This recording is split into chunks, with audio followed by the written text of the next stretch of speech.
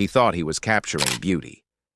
But what he really framed was a lie. This woman, her face barely visible in the shadows behind him. A ghost in the negative. Here's what makes your blood run cold. She died in a house fire 3 days before this photo was taken. 3 days. And yet there she is, clear as daylight in the dark room, watching him, smiling at him. So was it a haunting, or proof that love can manipulate memory itself? That grief can twist reality until the dead walk back into our lives? Because if she's in that photograph, what else did he capture that shouldn't exist? Meet Simon Hale, a reclusive photographer who lived through a lens, capturing weddings, birthdays, strangers on street corners, moments frozen in time, but he couldn't capture the one moment that mattered. The night Julia Grant walked into his studio, an art curator, elegant, mysterious, she had one request that should have been simple. Make me unforgettable. He did, and 3 days later she was dead. But here's where it gets darker. Julia didn't just appear in one photograph after her death. She appeared in dozens. Images Simon swore he never took. Locations he never visited. Moments that never happened. So who was Julia Grant, really? Why did her face keep emerging from negatives developed weeks after her funeral? And what connects both of them to a classified government program that claimed it could rewrite memory itself? Because if a photograph can lie about the past, what else have we been made to forget? By the end of this story, you'll never look at a photograph the same way again. Before the mystery, there was a connection. Before the lie, there was longing. Simon Hale, 35 years old. A man who understood shadow and light better than he understood people.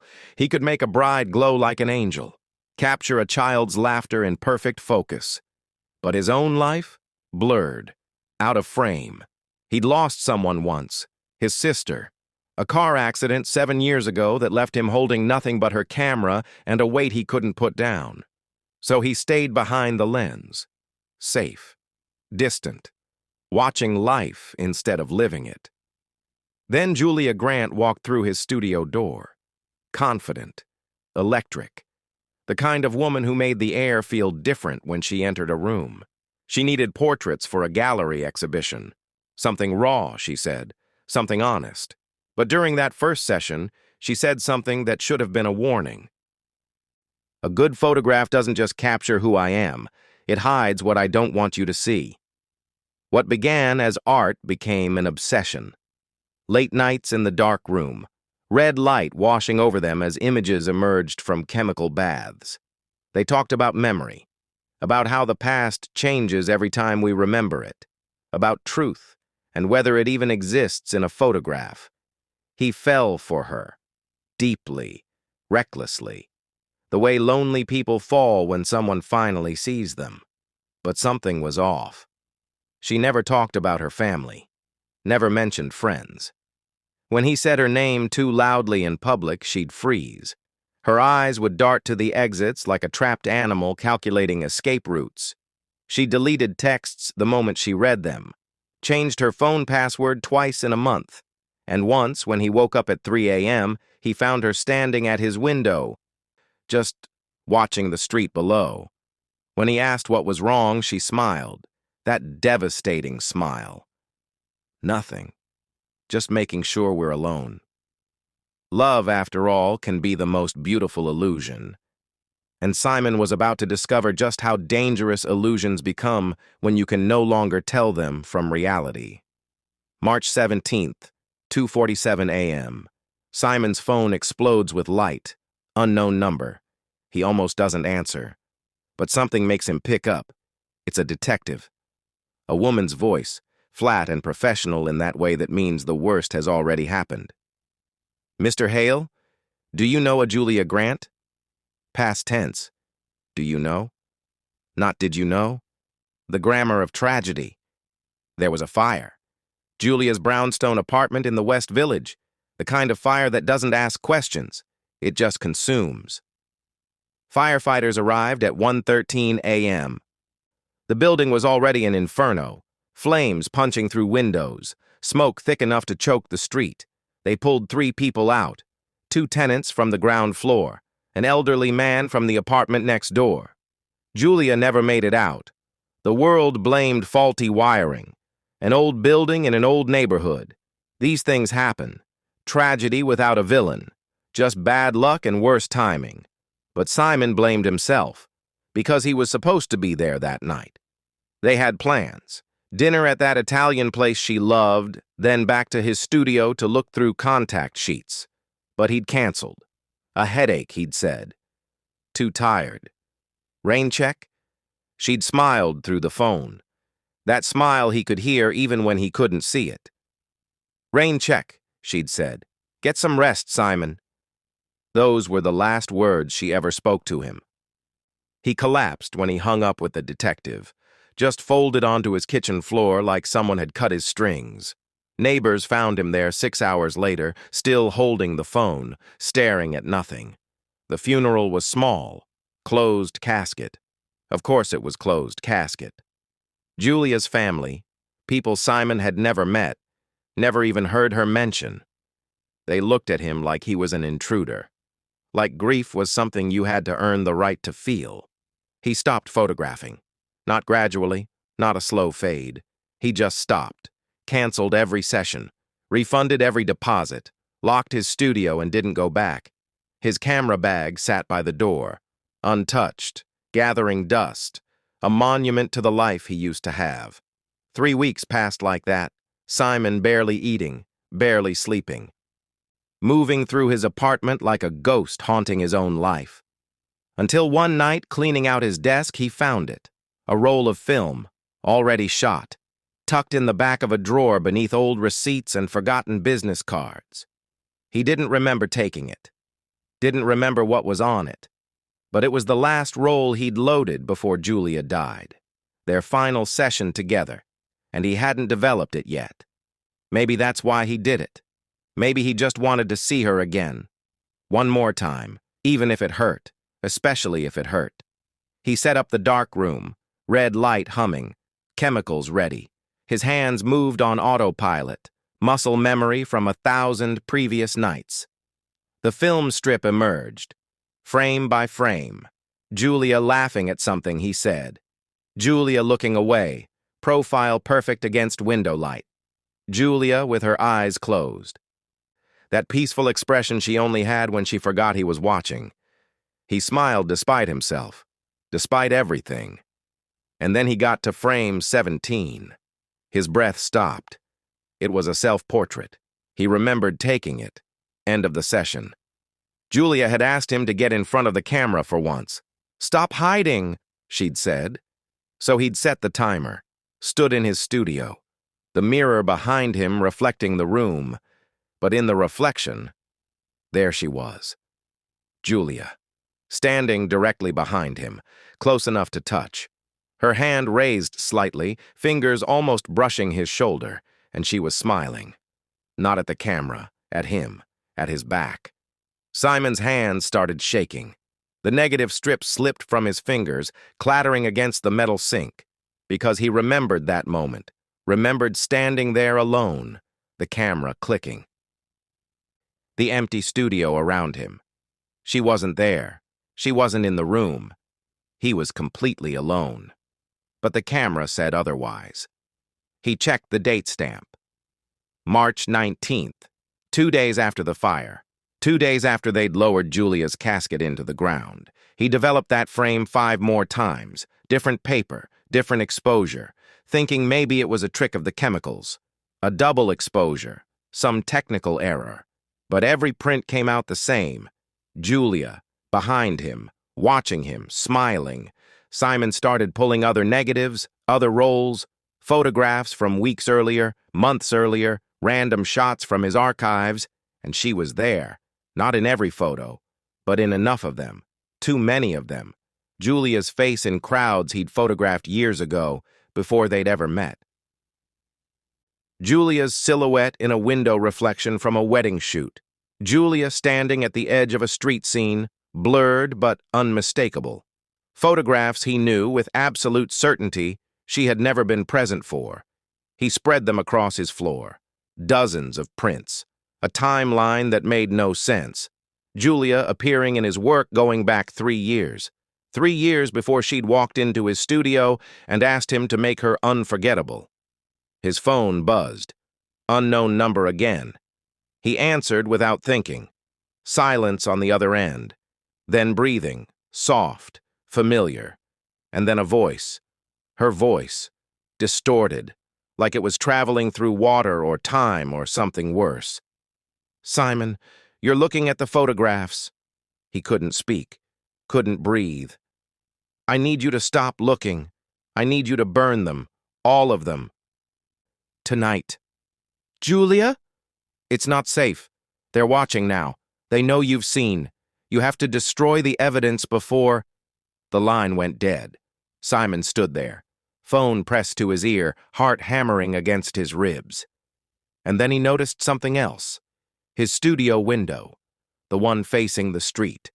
In the glass, distorted by rain and streetlight. A figure, standing on the sidewalk below, looking up, directly at him. The figure raised one hand, waved, and even from 5 stories up, even through the rain and darkness, Simon could see her face. Julia Grant, dead for 3 weeks, standing on the street, smiling. Simon didn't sleep that night, didn't even try. He sat on his floor surrounded by photographs, cataloging every appearance, every impossible frame, trying to find a pattern, a logic. Some explanation that didn't require him to lose his mind. By morning, he'd made a decision. He called the detective, the same woman who'd told him about the fire, Detective Sarah Chen, Homicide Division. "I need to report something," he said, "about Julia Grant." There was a pause. He could hear her shifting papers. "Mr. Hale, Julia Grant's case is closed. The fire marshal ruled it accidental. I know this is difficult, but—" "She's in my photographs," Simon interrupted. "Photographs taken after she died." Another pause, longer this time.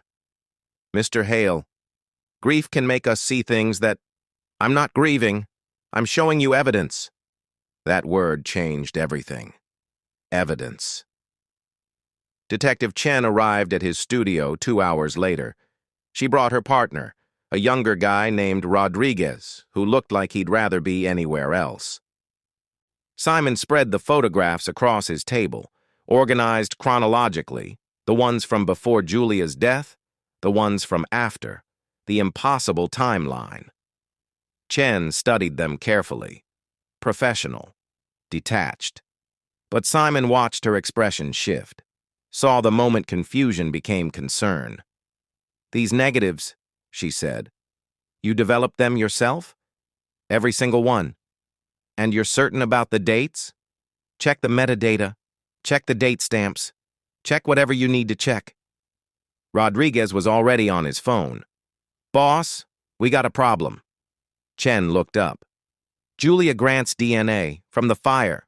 Lab results just came back with the full panel. They've been sitting in the system for 2 weeks. Nobody flagged them because the case was closed." "And?" "It's not a match." The air in the room changed. Simon felt it. Like pressure dropping before a storm. Chen's voice went flat. "What do you mean, not a match? Dental records, DNA, everything the body pulled from that fire, it's not Julia Grant." Simon's legs went weak. He sat down hard on the nearest chair. "Then who the hell did we bury?" Chen asked. Nobody had an answer. The case reopened that afternoon. Officially. Suspicious death. Possible identity fraud. Detective Chen assembled a team, started pulling records, interviewing witnesses. And that's when the story got stranger. Neighbors reported seeing someone in Simon's studio window, days after the fire. A woman, standing in the dark room's red glow. They'd assumed it was a girlfriend. Nobody thought to mention it until police started asking questions. Building security footage from the week after Julia's death showed something impossible. A figure entering Simon's building at 3 a.m. Feminine, moving with purpose, using a key. The footage was grainy, face obscured, but the gait, the posture. Rodriguez watched it 17 times. "That's her," he said quietly. "That's Julia Grant." Simon's friends staged an intervention, showed up at his apartment with concern and coffee and that careful tone people use when they think you're breaking. "You're not sleeping," his best friend Marcus said. "You're not eating. You're seeing her in photographs, Simon. This is grief. This is trauma. You need help." But Simon wasn't listening, because the photographs kept appearing. New ones. Rolls of film he'd never touched, never loaded, never even seen before, appearing in his darkroom, in his drawers, in his camera bag. Each one developed the same way. Julia, in locations around the city, recent locations, taken within the last week. One showed her outside a coffee shop Simon visited every morning. Taken yesterday. He checked the timestamp. Another showed her in Central Park, standing beneath his favorite tree, the one where he'd scattered his sister's ashes. She was watching the camera, directly at it, like she knew he'd be looking. Detective Chen ran Julia's name through every database available. What she found made the case spiral into something darker. Julia Grant had 17 different addresses over the past 5 years.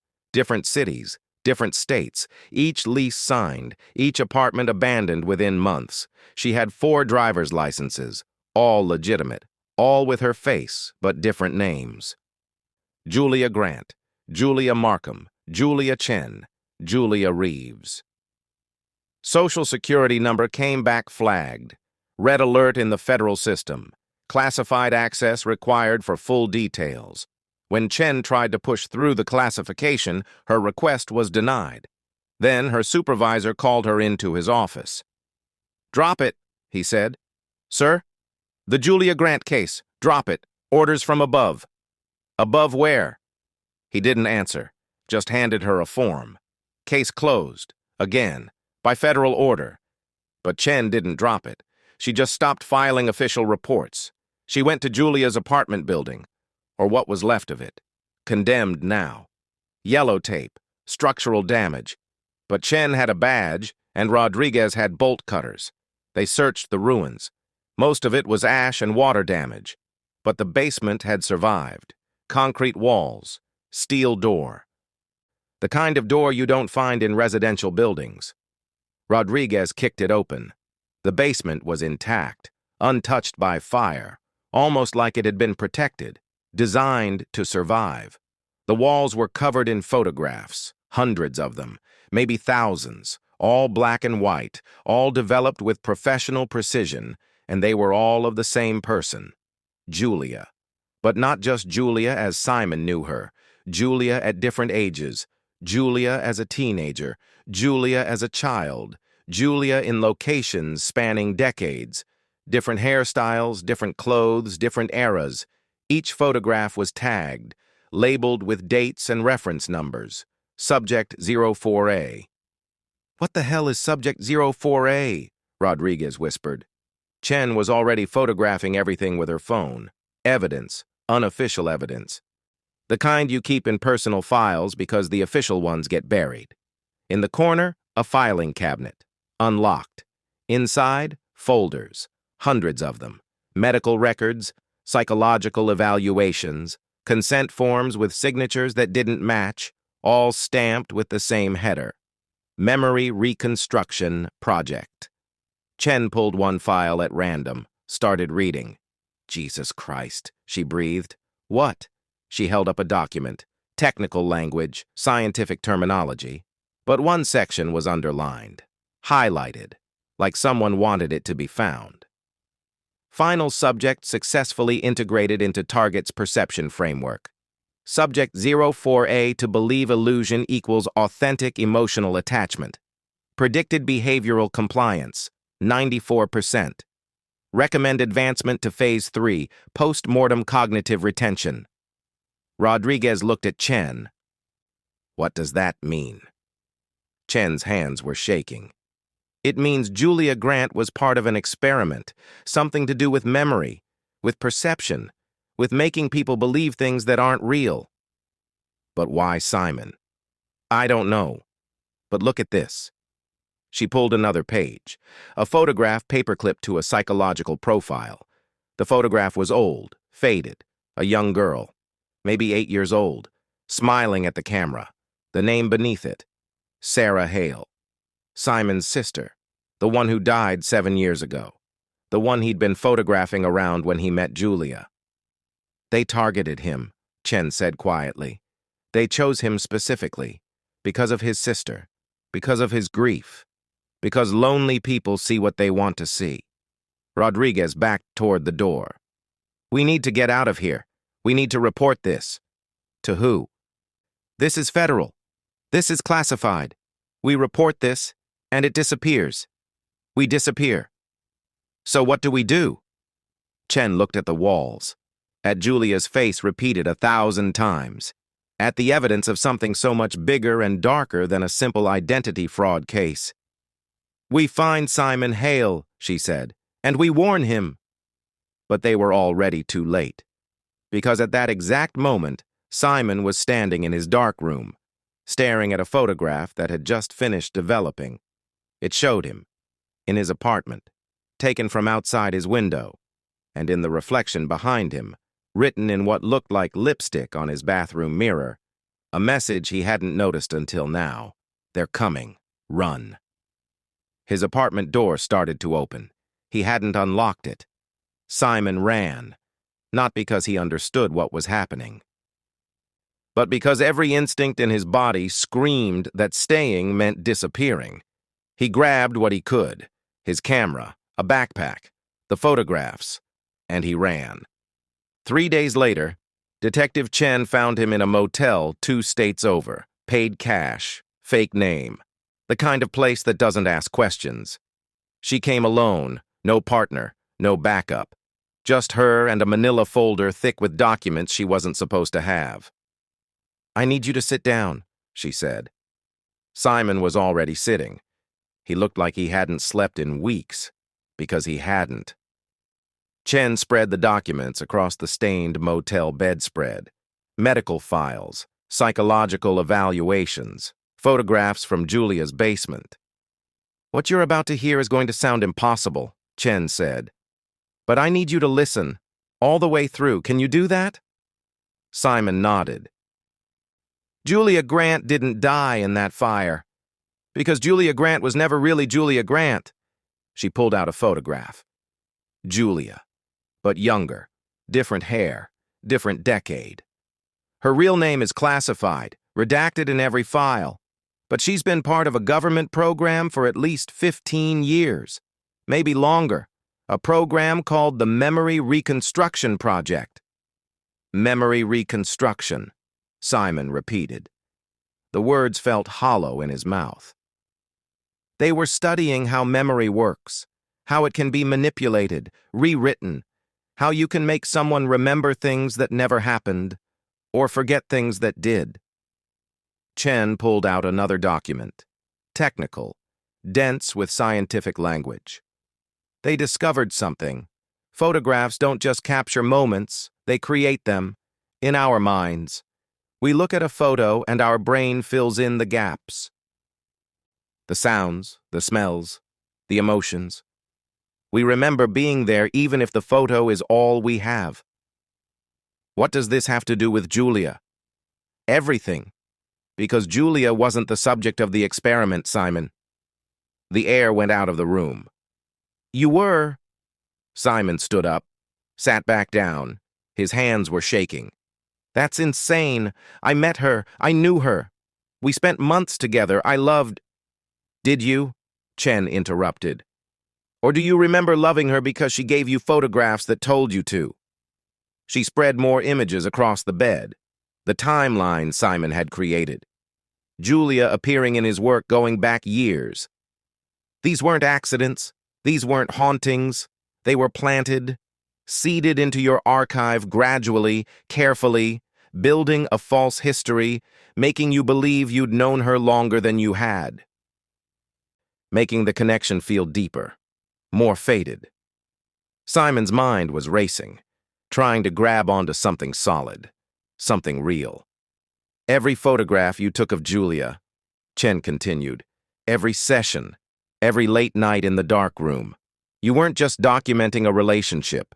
You were programming yourself, creating memories, building an emotional attachment to something that was designed from the beginning. No, I remember meeting her. The first time she walked into my studio, I remember... Do you remember it? Or do you remember the photograph you took of her that day? Simon opened his mouth, closed it, because he couldn't separate them. The memory and the image, they were the same thing.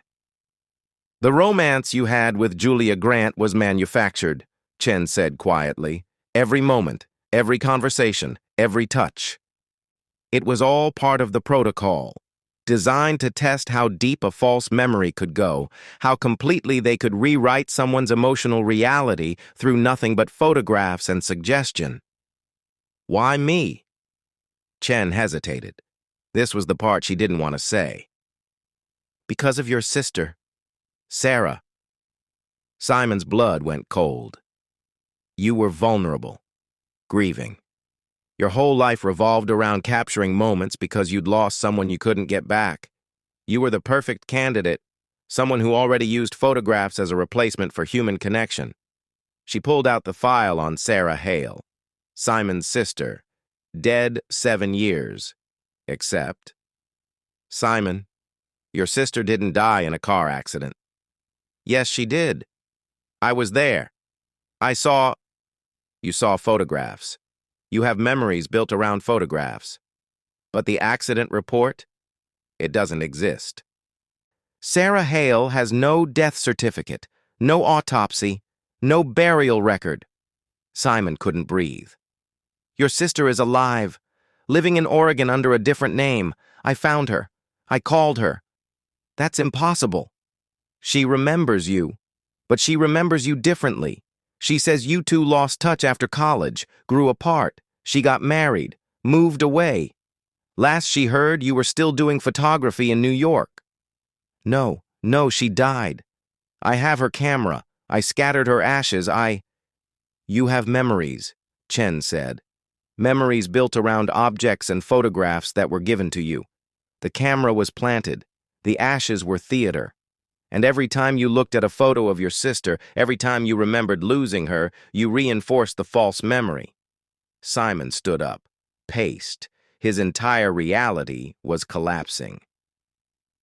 The Memory Reconstruction Project wanted to know if they could rewrite trauma, Chen continued.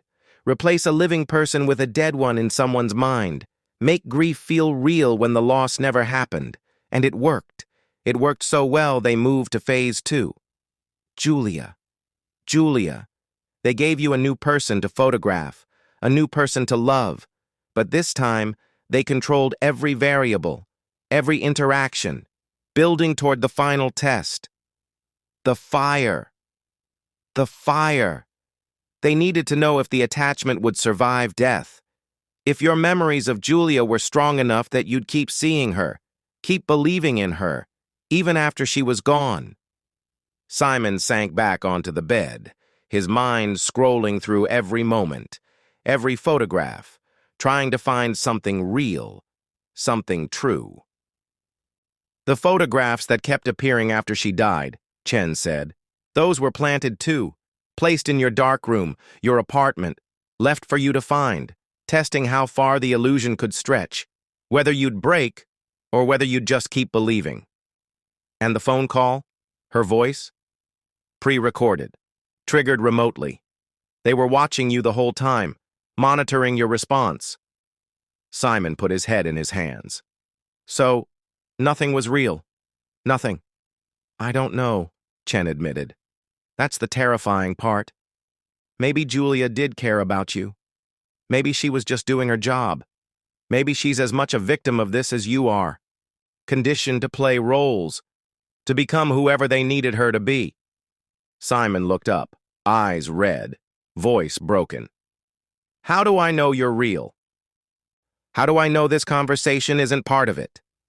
Chen had no answer for that, because that was the final twist, the ultimate revelation.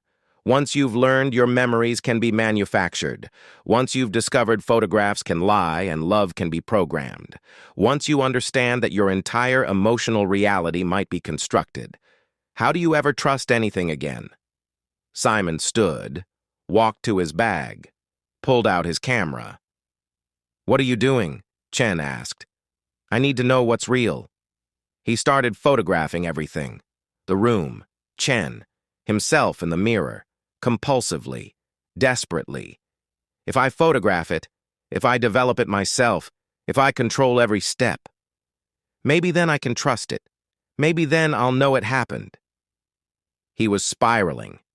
Chen could see it, but then he stopped, lowered the camera, stared at something on the motel dresser, a photograph, one he'd grabbed when he ran, a photograph he'd treasured for months, his wedding photo, him in a suit, smiling wider than he'd ever smiled, and next to him, in a white dress, beautiful, radiant, Julia, but the name written on the back in his own handwriting, Mr. and Mrs. Simon Hale, June 14th, 2023, 2 years ago, a wedding he had no memory of, a marriage that never happened, unless it did. Unless every memory he had of being alone, of meeting Julia for the first time, of falling in love gradually, unless all of that was the lie, and the wedding was real. Simon looked at Detective Chen, his voice barely a whisper. "Do you love me because you remember me, or because I told you to?" He wasn't asking Chen. He was asking the photograph, and the photograph, like always, said nothing at all. Detective Chen left the motel that night.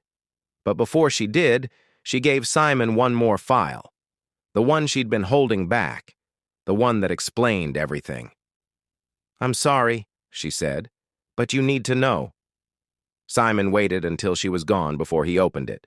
Inside, medical records, police reports, court documents, all dated 4 years ago, and a name he recognized. Julia Hale, not Grant. Hale, his wife. The memories came back slowly at first, then all at once, like a dam breaking. A different apartment, brighter, messier, lived in, their apartment. Wedding photos on the walls, Julia's art book stacked on every surface, her laugh echoing through rooms that only existed now in fragments. They'd been married 3 years when it happened. He remembered fighting about something stupid. He couldn't even recall what started it. Money, work, the kind of argument that should have ended with apologies and sleep, but it escalated. She'd wanted to leave, to cool off, to spend the night at her sister's. He'd blocked the door, not violently, just stood there, pleading, desperate, the way jealous men do when they're afraid of being left alone. "Don't go. Please, we can fix this. Just don't leave." She'd tried to move past him, toward the stairs. He'd grabbed her arm, not hard, not meaning to hurt, just to stop her, to make her stay. She'd pulled away, too fast, too close to the edge, and then she was falling. 13 stairs, her body hitting each one, the sound, God, the sound. She'd lived, barely, 3 weeks in a coma, severe head trauma. When she woke up, she wasn't the same, memory damage. Motor function impairment. She could barely speak his name. The courts called it negligent homicide, manslaughter.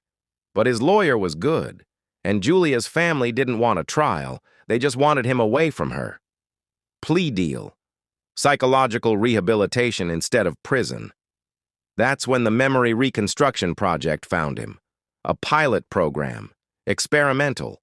Unethical by any standard measure, but buried so deep in federal bureaucracy that oversight was impossible. They promised they could help him, fix him, remove the guilt, remove the memory, give him a clean slate. He'd agreed. What choice did he have? Live with what he'd done, or forget? They erased Julia systematically. Not just the accident. Everything. The marriage, the love, the life they'd built, replaced it with loneliness, with grief for a sister who never died. gave him a trauma he could live with instead of one that would destroy him. And it worked. For 3 years, Simon Hale lived a life scrubbed clean of his greatest sin, until the project needed to test Phase 3, post-mortem cognitive retention. Could they reintroduce an erased memory? Could the mind accept a person it had been programmed to forget? They sent Julia back into his life. Not as his wife. He wouldn't have accepted that. The programming wouldn't allow it. But as a stranger, a client, someone he could fall for again without the weight of history. And she'd agreed to it. Because Julia had never stopped loving him. Even after what he'd done. Even after the fall and the coma and the months of rehabilitation. She'd volunteered for the experiment, against her family's wishes, against every therapist's advice. She wanted to know if love could survive erasure, if Simon would fall for her again, if the connection was real or just memory wearing the mask of emotion. So she walked into his studio, asked him to photograph her, to make her unforgettable. And he did. Just like before. He fell for her exactly the same way, same intensity, same desperate devotion, same jealous tenderness. Proving what? That love was authentic? Or that humans are just pattern recognition machines doomed to repeat the same mistakes with different window dressing? The fire had been the final test. Staged. Theatrical. The body pulled from the flames belonged to a Jane Doe from the morgue. DNA deliberately mismatched to raise questions, to push Simon toward investigation. The photographs appearing after her death, her voice on the phone, the figure on the street. All of it designed to force Simon to confront the impossible, to dig deeper, to find the truth. Because Julia wanted him to remember. She wanted him to know what he'd done, to see who he'd been, to understand what the government had stolen from both of them. And now, sitting in that motel room with the files spread before him, Simon remembered everything. The wedding, the fights, the stairs, her body broken at the bottom, the sound of the ambulance, the smell of the hospital, the way her hand felt in his when she finally woke up and couldn't remember his name, the guilt, the unbearable crushing weight of guilt that had driven him to let them erase her rather than live with what he'd done. His hands were shaking, tears streaming down his face. There was a knock at the door. Simon knew who it was before he opened it. Julia stood in the hallway, not the woman from his studio, not the art curator with secrets, just Julia. His Julia, older, scars on her temple from the fall, walking with a slight limp she'd never fully recovered from. Real, solid, alive. "Hello, Simon." He couldn't speak, could barely breathe. "I'm sorry," she said quietly. "I know this isn't fair. I know you didn't ask to remember. But I needed you to know. I needed you to decide." "Decide what?" "If you love me because you remember me. Or if you love me because it's who you are. Who we are. I hurt you. I know. I could have killed you. But you didn't. And I forgave you. A long time ago. But you never forgave yourself. So they took it away. Took me away. And I let them. Because I thought maybe it was better. Maybe you deserved peace." She stepped closer. Not touching him. Just close enough that he could see the flecks of gold in her eyes. The same eyes he'd photographed 100 times without knowing he'd been photographing them for years before that. But peace built on lies isn't peace. It's just a prettier cage. And I was tired of watching you live in it. "So what now?" Simon asked. "They'll come for us. They'll erase this too. Start over." "Maybe. Or maybe we run. Maybe we disappear. Maybe we take our real memories and we leave before they can take anything else." Simon looked at her. Really looked at her. Seeing her through years of memory now. The Julia he'd married. The Julia he'd hurt. The Julia who'd come back anyway. He picked up his camera, the one constant through every version of his life. One more photograph, he said. She smiled, sad but genuine. Okay. She turned toward the door, hand on the frame, looking back over her shoulder, the way she used to when they'd say goodbye in the mornings.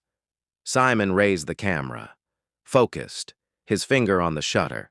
This moment, this one, real and unrehearsed and aching with everything they'd lost and might never get back.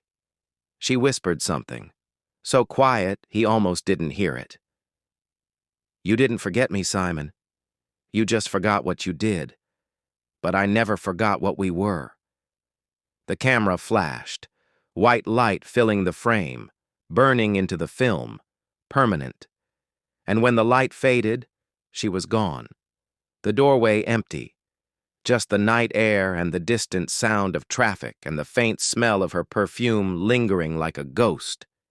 Simon lowered the camera, stared at the empty space where she'd been. Was she real? Was any of this real? Or was it just another layer of the experiment, another test, another memory being written in real time? He'd never know, not for certain, because that was the final lesson, the ultimate truth. Once you learn that memory can be rewritten, once you discover love can be programmed, once you understand that even your own mind isn't trustworthy, you have to choose what to believe. You have to decide which memories are worth keeping, which love is worth fighting for, which truth you're willing to stake your life on, even if you're wrong, especially if you're wrong. Simon developed that final photograph 3 days later, in a new dark room, in a new city, under a new name. The image emerged slowly from the chemical bath. Julia in the doorway, looking back, that expression on her face. Love, loss, forgiveness, goodbye. And in the corner, so faint he almost missed it, handwriting, her handwriting, written directly on the negative somehow. Impossible, but there. 5 words. Find me when you're ready. Simon smiled despite everything, despite the uncertainty, despite not knowing if she was real or if this was all still part of the experiment. Because in the end, he'd learned that the truest illusion isn't the one they show you. It's the one you choose to believe, the one you decide is worth the risk, the one you photograph, develop, hold on to, even when everyone tells you it's fake, even when the evidence says you're wrong, even when the only proof you have is a feeling, a memory, a moment captured on film that might be nothing more than light and shadow and wishful thinking. Simon packed his dark room, locked the door, left the key on the counter, and went to find his wife, one more time, for real this time, or as real as anything ever is when you can't trust your own mind to tell you the difference. In the end, love didn't vanish in that fire. Only truth did. Simon Hale spent his life capturing moments, preserving them, believing that photographs were proof of something real. But he learned the hard way that a camera can't tell you what's true. It can only show you what you're willing to see. Julia Grant, Julia Hale, whatever her name was. She gave him a choice dressed up as a mystery, a chance to remember, a chance to feel, a chance to decide if love built on lies is still worth calling love. And maybe that's the most terrifying question of all, because we all have memories we've rewritten. Moments we've photographed in our minds a certain way because the truth is too painful, too complicated, too human. So I'll leave you with this. If you discovered the person you loved most was part of a lie designed to protect you from yourself, would you still love them? Or would you do what Simon did? Walk away from certainty, from safety, from the comfortable fiction, and chase the one memory that might be real, even if it destroys you? Drop a comment. Tell me, would you have forgiven Julia? Or would you have forgiven yourself? And if this story left you questioning everything, wait until you hear about the memory collector. Another true story. Another lie.